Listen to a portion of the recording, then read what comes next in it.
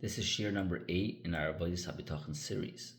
These insights expand upon the definition of Habitachon provided by the Chazon Ish in our previous shir, finding explicit support in the words of Rabbeinu Bechaya in Sefer Kara Kemach, who brings in the name of the Rabbeinu Yoina.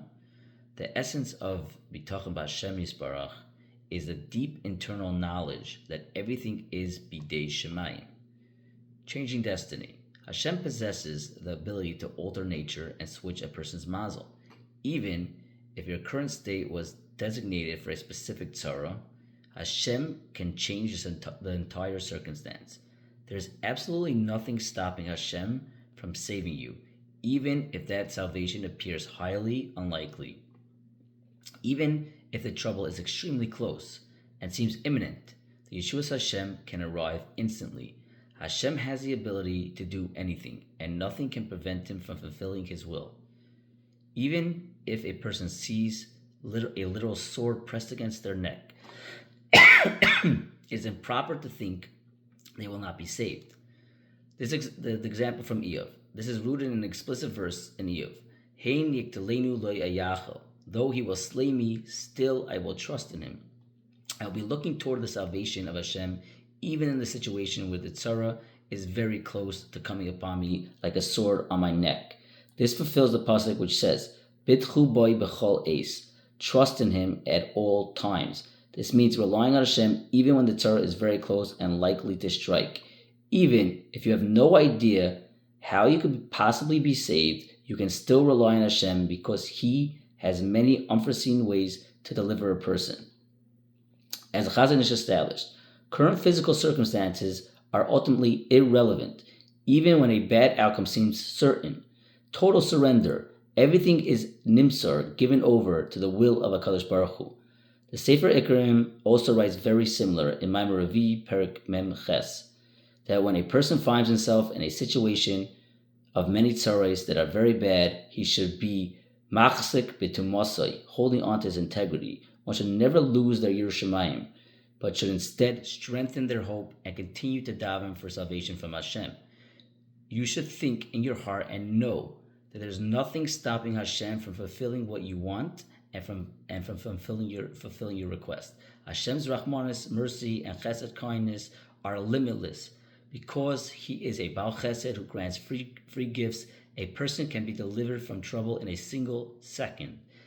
Later on in his words, the Sefer Ikrim adds on that there's a pasuk in Eicha that says, Zois Oshiv es libi al kein Eichel chazdei Hashem ki samnu. This I recall to my mind, therefore I have hope. It's Hashem's mercies that we are not consumed. Deep in one's heart, one must know that hope is always available because His kindness never ends.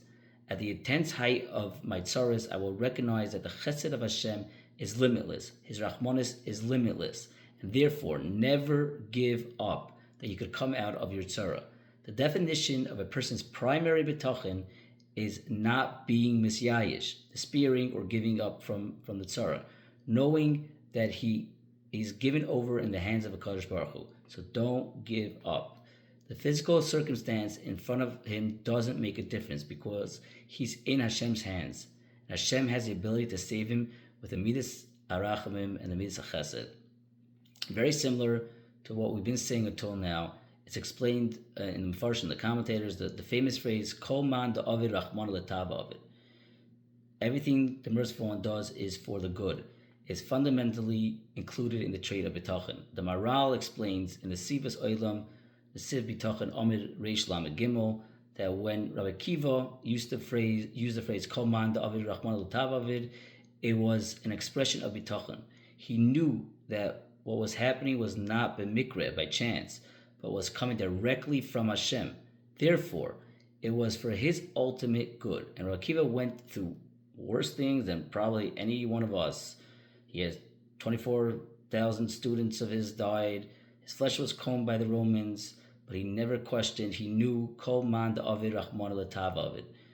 This is also refers explicit in the Rabbeinu Yoina on Mishlei Perek Gimel Pasuk Vav. He says that the second Madrega level, or what he calls Inyan Bitachon, is being Meiser Nefesh, surrendering the soul over to HaKadosh Baruch Hu, knowing that all Ma'aseh Hashem Yisbarach, actions of Hashem, is Toiva, is good for you. Kol the Avi Rachmana L'tav of it, justifying the judgment. The Benaris HaMa'or adds that by relying on Hashem, a person can be matzdik, justifying the din, judgment, even during times of poverty or pressure. One remains sameach, happy with what Hashem provides, knowing that it's for the best.